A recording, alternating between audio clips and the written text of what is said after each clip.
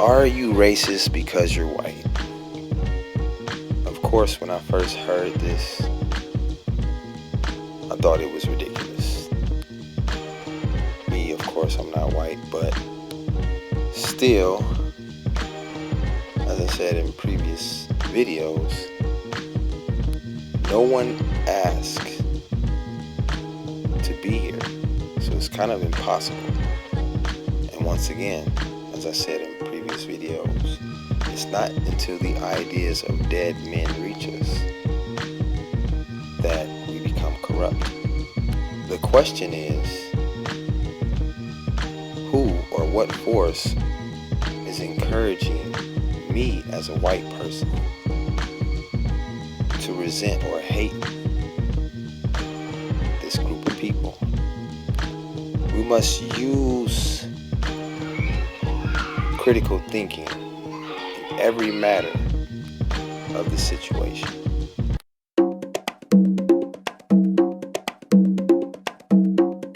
You say that all whites are racist. Can you expound on that, please? Any white person who was born, raised, and schooled in the United States of America, if you aren't a racist, you're a miracle. Either that or you decided to educate yourself. Because education in this country is about white is right, brown's all right, black's got to stand back. Yellow's mellow, but whites, we educate in a way that says that white males have done all the adventures, have made all the adventures, have done all the discovering, have made all, everything that is good and has been accomplished according to social studies, which is actually anti-social studies, by white males. It's a lie.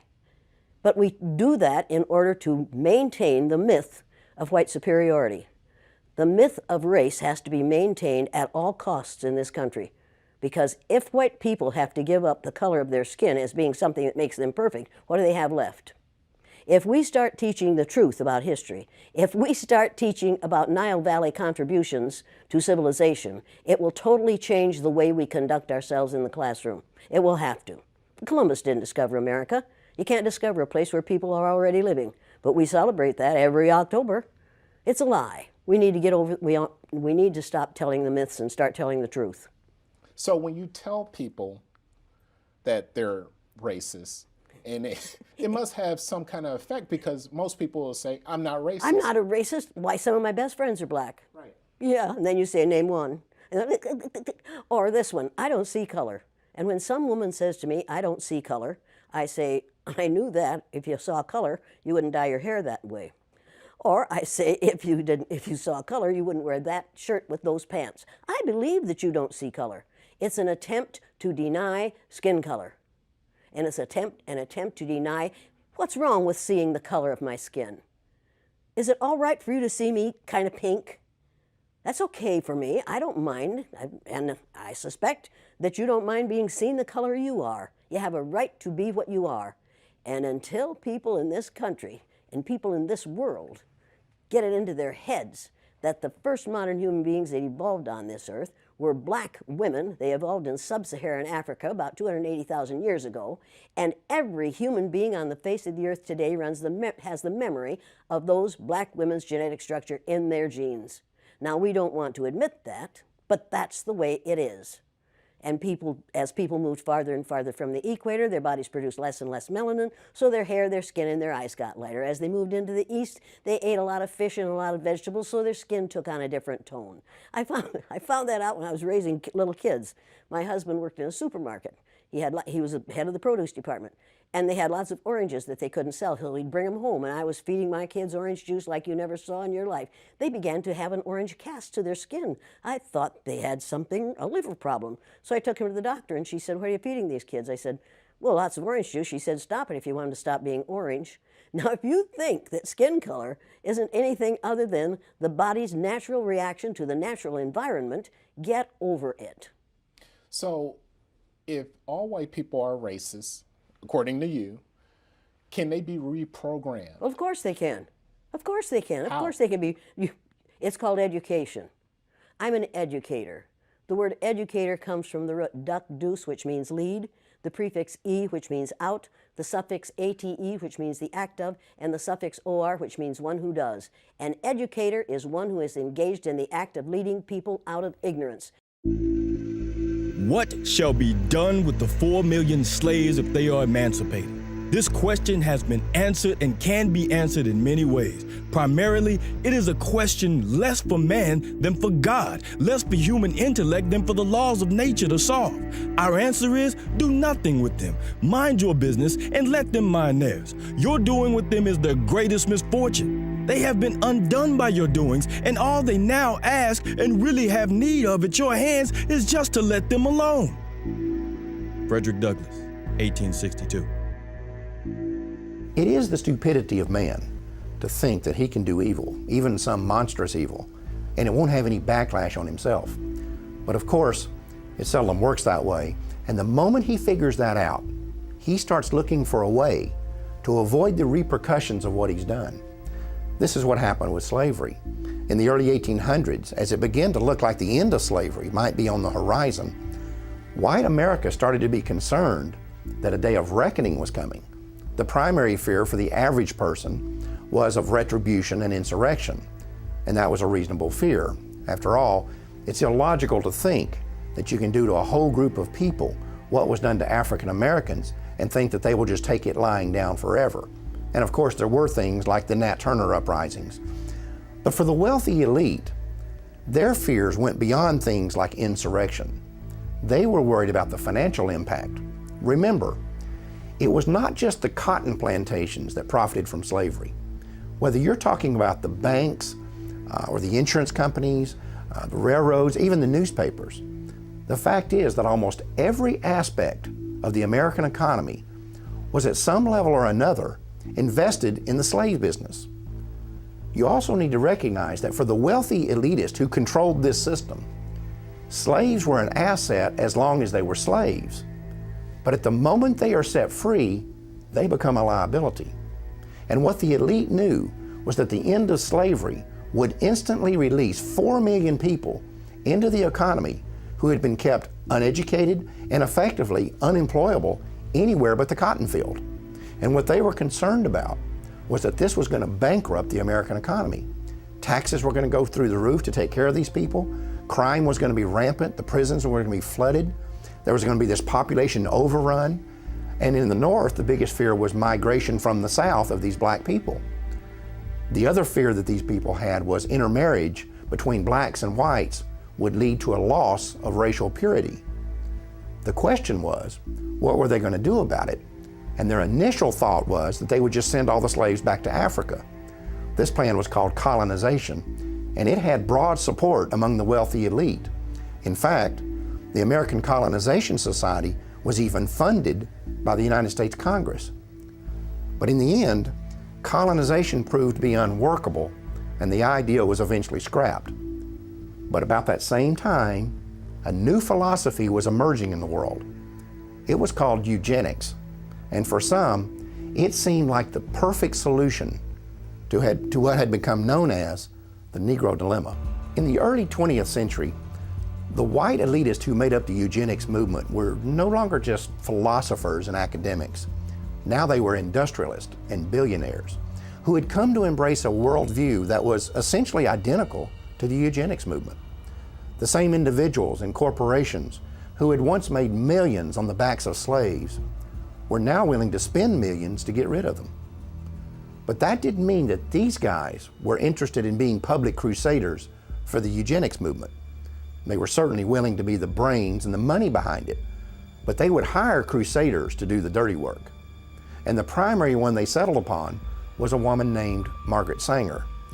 She was the founder of the American Birth Control League and the publisher of its newsletter, the Birth Control Review.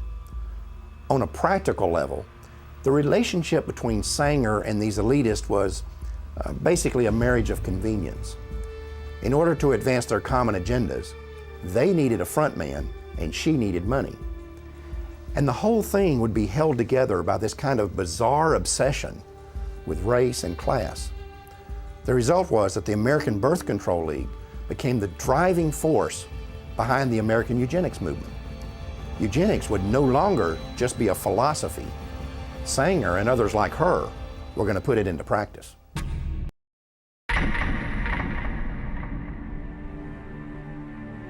What would you say is now the #1 cause of death in the African American community? Heart disease. Oh, HIV/AIDS. Diabetes, cancer, AIDS. I'll say heart disease. AIDS. From what I heard, it's probably AIDS, you know. Probably heart disease. I think heart disease. HIV.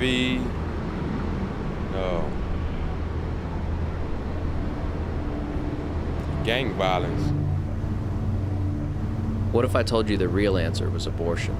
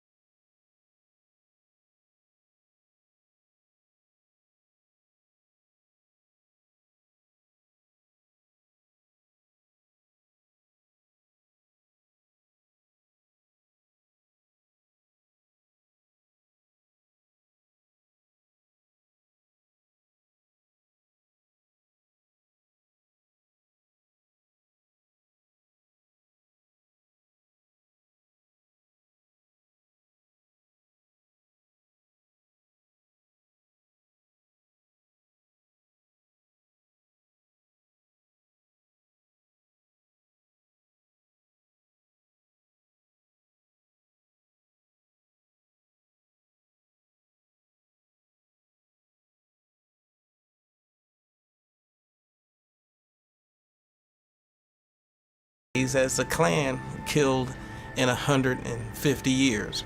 And you can truly say the most dangerous place for an African American to be is in the womb of their African American mother. All across America, you can stand outside of the abortion clinics and see a steady stream of black women coming in and out. But somewhere along the way, we got the idea that this is a white issue or a conservative issue or a Republican issue, and therefore, it's not an issue that we have to be concerned about. This same attitude has allowed Planned Parenthood and other members of the abortion industry to carry out this genocide right under our very noses. Right now, in America, about half of our babies are being killed in the womb. And in certain parts of America, more of our babies are being aborted than are being born. I have seen the news media literally hide their trucks so that they would not be in a position to have to cover the demonstrations in front of Cobo Hall, only to bring them out after the demonstrators had left. This is an outrage that the black community is having the life of its babies destroyed, and the NAACP and the media are knowingly conspiring to keep this information from the public. This is an outrage, and it should be dealt with by every fair-minded American. The civil rights elite has forgotten the lives of unborn black children and has joined those who choose to kill them. Unbelievable! They have forgotten that in the past, racists snatched black babies from their mother's arms and sold them into slavery. Today they snatch them from their mother's womb and throw them in the garbage. Ishmael Hernandez, Executive Director, African and Caribbean American Center, 2003.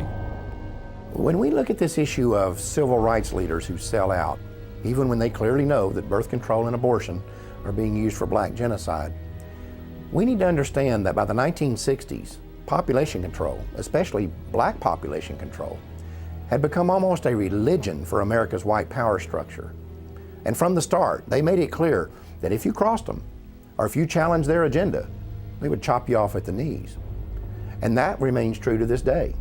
Whether you're talking about the liberal social engineers who control the Democratic Party, or the wealthy elitists who control the Republican Party, or the media, or the academic community, these people have created a kind of family planning cartel that does not tolerate dissent. And they have always been especially ruthless about this when it comes to African Americans. Years ago, A series of USA Today articles documented that there are large multinational corporations on the New York Stock Exchange today that actually got their start in the slave trade. But when slavery ended and Africans could no longer be financially exploited, many of those same corporations began pouring millions into the eugenics movement. The people they had found so valuable as property, they had little use for as fellow citizens. And again, some of those corporations and foundations and institutions are still around today, and every year they still pour millions into eugenics organizations like Planned Parenthood. In fact, if you look at Planned Parenthood's donor list, it reads like a who's who of corporate America. You also have individual elitists doing the exact same thing. People like Bill and Melinda Gates, Warren Buffett, Ted Turner, and many others have used their own personal fortunes to make sure that the eugenics movement never runs short of money. Of course, if you confront these people or these corporations about their support for organizations like Planned Parenthood, they'll tell you it has nothing to do with eugenics. And if someone is naive enough to believe that, that's fine.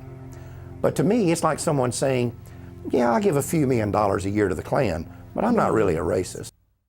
To this day, Planned Parenthood has never disavowed either Margaret Sanger or her plans for targeted population control. In fact, the organization's highest award is still named after her and has often been given to people associated with the American eugenics movement, including John D. Rockefeller in 1967. Then, in 2009, the award was given to Hillary Clinton, who said in her acceptance speech that she was in awe of Margaret Sanger and admired her vision. She also announced that the U.S. government was increasing its funding for United Nations family planning programs by 130%.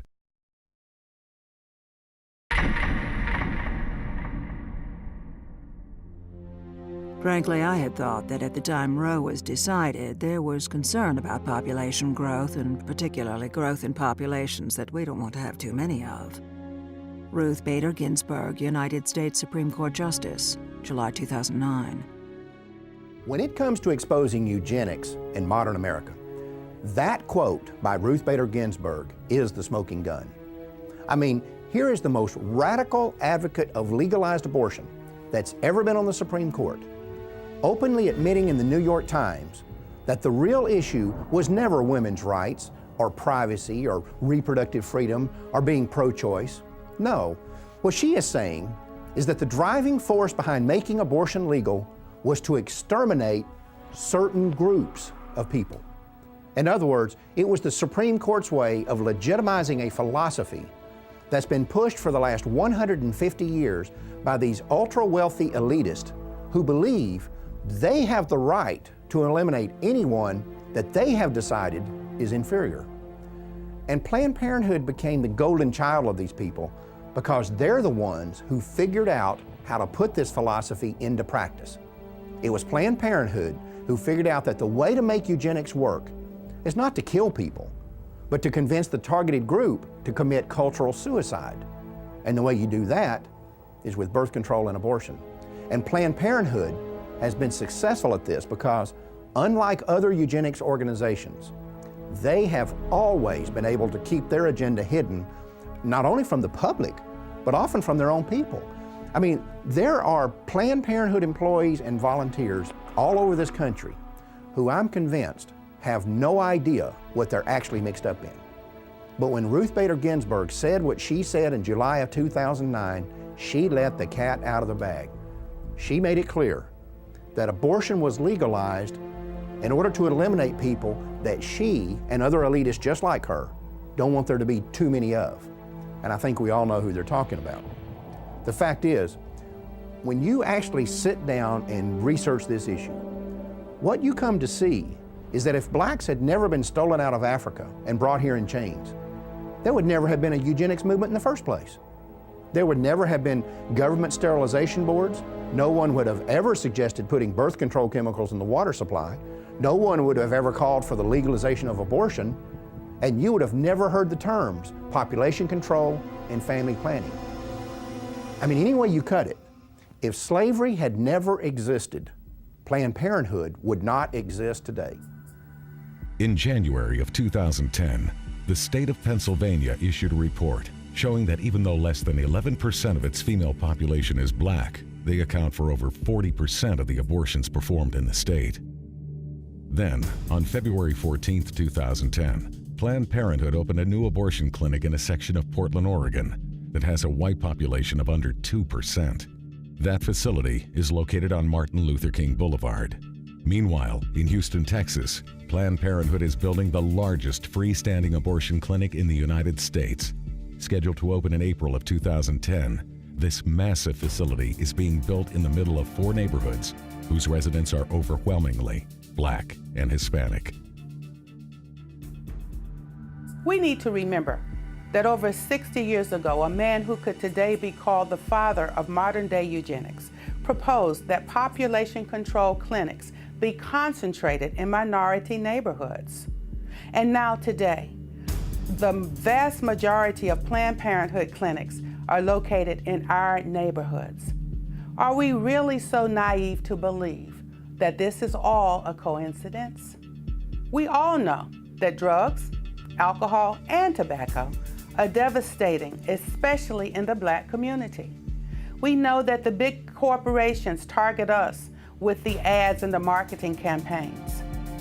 And yet, we don't notice that Planned Parenthood is doing the very same thing?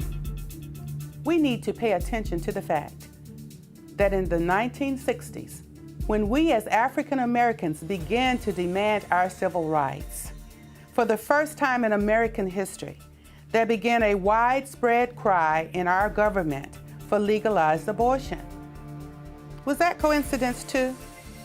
Or could it be that when we said we would no longer sit on the back of the bus, a place was being reserved for us down at the abortion clinic? During the early morning of May 31st, 1921, a 19-year-old young Black professional by the name of Dick Rowland worked as a shoe shiner in the downtown area of Tulsa. There were no restroom facilities where he performed his duties, so Rowland had permission to use the restroom located on the top floor of the nearest building. Of course, he had to use the manually operated elevator to reach the top floor. And according to all statements made by Black American survivors during this time period, it was very likely that Rowland had his head down while riding the elevator, like most Black people did during those times of segregation. In the early 1990s, Tulsa riot survivor, 93-year-old Jimmy Lilly Franklin stated the details as, quote, "He was a shoe shine boy. When he stepped onto the elevator, that elevator was not quite aligned with the floor, so he tripped and he fell and grabbed the little 18-year-old white girl who was the elevator operator. And the people who were standing there getting off of the elevator or waiting to get on the elevator said that he had attacked her." Dick Rowland was arrested at approximately 10 a.m. that same morning. And then later on in the afternoon, a white-owned and operated newspaper company called the Tulsa Tribune wrote an article detailing what happened.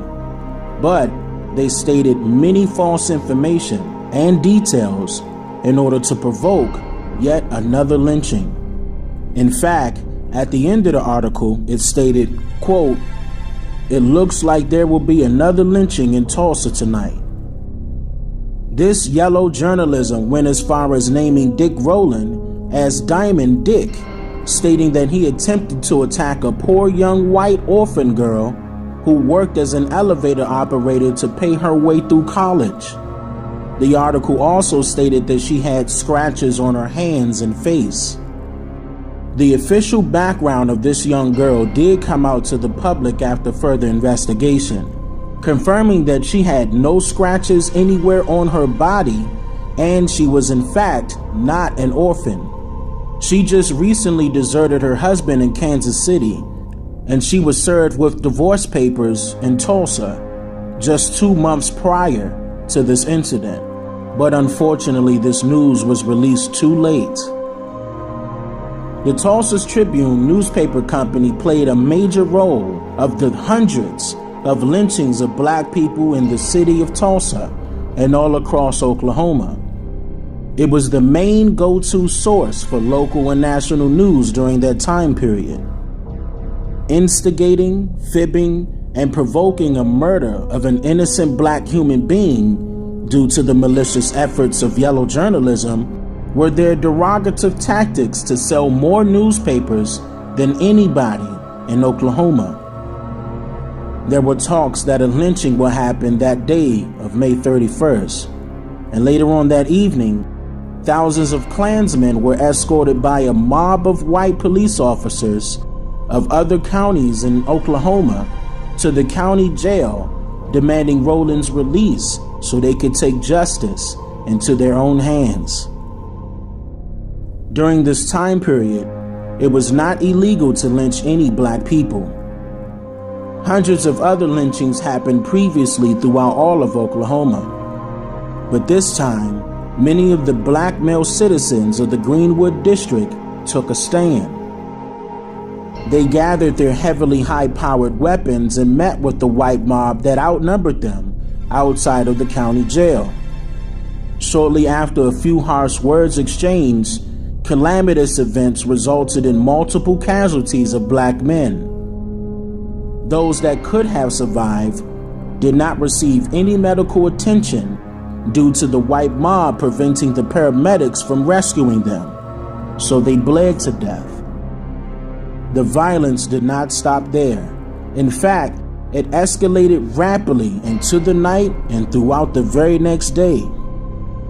The black citizens of the Greenwood District had their electricity shut off, and their telephone services were removed. Mobs of armed whites were looting the businesses and the houses of the middle-class black citizens of Greenwood, taking money, clothes, furniture, and anything else that they thought was of value. Mostly all of these things they never had before due to the poor conditions of their own communities. Once they were done looting one place, they'll set it on fire. This was all done out of complete greed and jealousy towards the wealthier black citizens of Tulsa. Martial law was then declared around 11 a.m. on July 1st, and the National Guard of Oklahoma arrived into town by train, heavily armed and shooting any black person at will. Multiple cars full of white mobsters and militants came flying into Greenwood. These cars had machine guns strapped to them, emptying hundreds of rounds of heavy ammunition into many business buildings and beautiful homes of the black citizens in the Greenwood District. And speaking of flying into Greenwood, these militants also bombed the houses and buildings by planes, immediately increasing the death toll to well over 6,000 innocent black Americans. Some of them were asleep and didn't have a clue. Others fought back but were immediately met by machine gun fire. And most took off running outside of the district, holding small infants, toddlers, and teenagers, while the sounds of bombs and heavy ammunition rang in their ears, overpowering the cries of their younger children while managing to make it at the hill, as survivors described it. But well more than half were executed before reaching the train tracks for safety. According to records held by way of the Information Act, there were members of the U.S. military, the National Guard, the Alphabet Boys, many police departments, and the KKK that were all involved from beginning to end. And to make matters worse, the black citizens were deemed at fault by the courts for all of what happened, justifying this massacre for those racist lunatics. Our fathers sweat blood and tears built this country. Our fathers and our mothers worked from can't see morning to can't see night with no pay to build the economy of the South, to fuel the economy and the industrial revolution of the North. Mother, wife, sister, auntie, baby. We fought in all America's wars for a freedom that we have never achieved. We fought in the Revolutionary War that made America independent of England. But we don't have any independence ourselves. We are dependent on white people to do for us what we have earned the right to do for ourselves. We fought in the Spanish-American War. We fought in the War of 1812. We fought in the Civil War on the side of the North and the South. We died right alongside of those fighting to maintain slavery. And those who said they were trying to maintain the Union, but in any case, after the Union was maintained, it was back to business as usual. We had congressmen and senators, and we had government representation. But the Night Riders and the KKK took it all away from us. Said, we don't want no niggers in Congress. We don't want no niggers in high political office. So they killed us. They hung us. They burned us. And when they got in trouble, they called us again to fight in a Jim Crow army. Some of the older ones here that were in World War I, you know you fought Germany. But the German prisoners of war were treated better than the black soldiers who fought for America against Germany. Talk to me.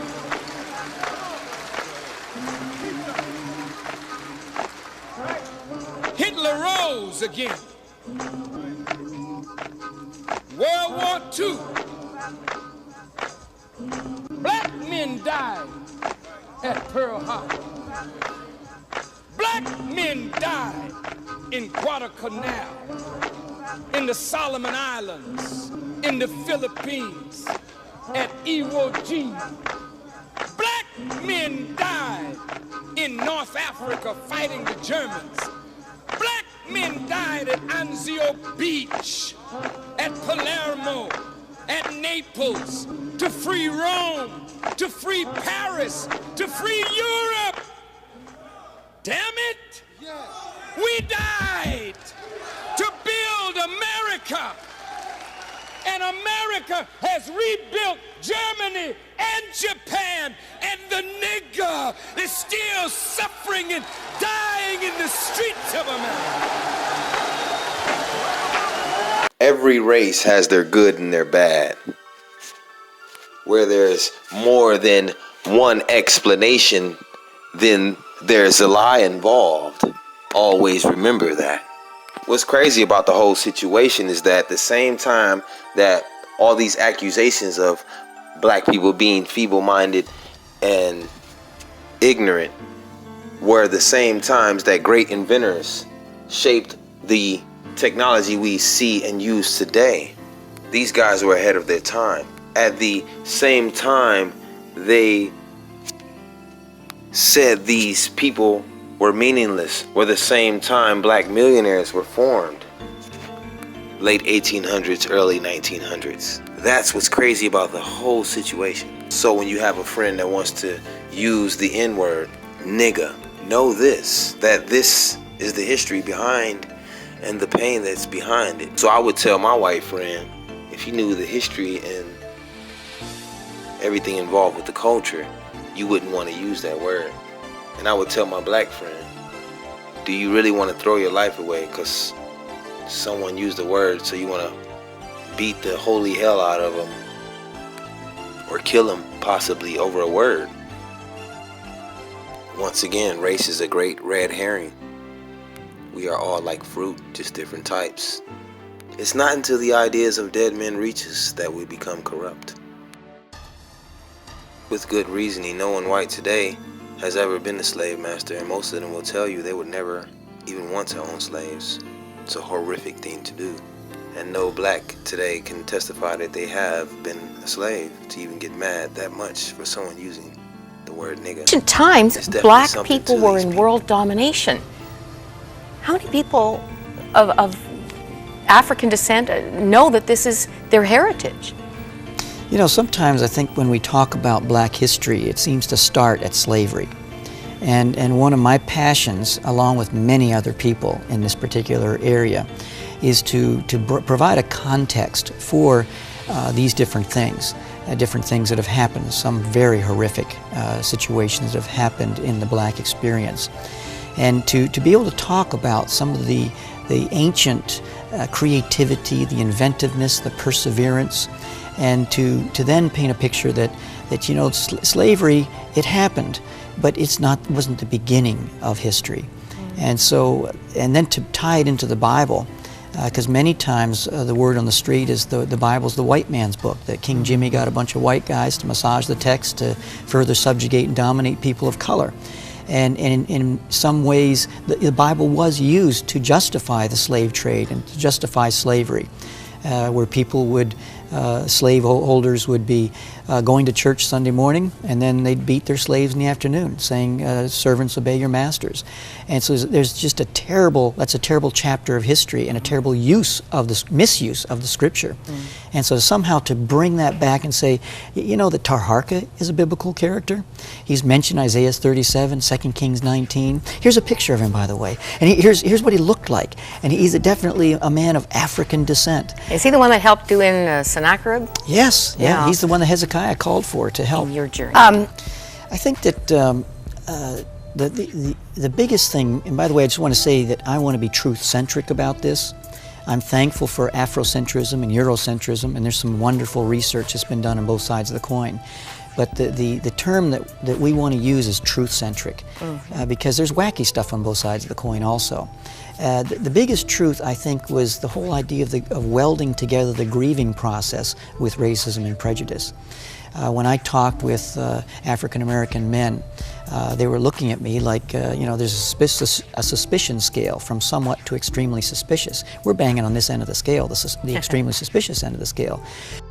If you look at the large picture, because if you own money's mother, what else is there for you to do except to be here to manage the population of black people, or to make sure that their genius was kept at a specific level? Because in everything that you're allowed to do, you supersede him. Everything. That's not a mistake. We have been imprisoned for a reason. That reason now is what we need to do to find out in order for us to escape. Our escape plan. What are we doing to get out of this particular condition? Well, the first thing is to know what the guard is made up of. Who the hell is the guard? Why was the guard placed here? What is it about us that allows for us to be incarcerated within our own lands, within our own space and consciousness? There is something deeper than just white and black, just racism alone. Racism is a tool. Racism is a political tool to make sure that everything about you, your body, mind, and soul, is suppressed. So when you are actually using racism and white supremacy, what are you doing? You are suppressing the consciousness growth of a specific targeted people. And that is for a specific reason. So above and beyond you hating the black skin of the black man, above and so coming to realize what your imprisoner or your jailer or your bondsman really is, coming to understand the system of slavery that's on paper, that has you adhered to a piece of paper. You fell from the golden age to the bronze age to the paper age, because all we need to do is put paper out on you. All you need to do is have paper in your pocket. All you need to do is to throw papers on somebody, and you can move a system with power. So what am I saying? I'm saying, brothers and sisters, that there is something else much deeper that we have to look for in understanding and understanding what it is that we are incarcerated in. Not just a system of white supremacy, but what would be the overall reason for white supremacy? What is there about white supremacy that needs to have an autonomous existence? And it must suppress everything. It must destroy everything else for it to exist. Well, for me, a cancer does the same thing to a body once it has been infested. I salute my nigga Flies. He makes statements. Words that touches people's lives. Words that touches people's emotions. How real is that? When I ask the government, go.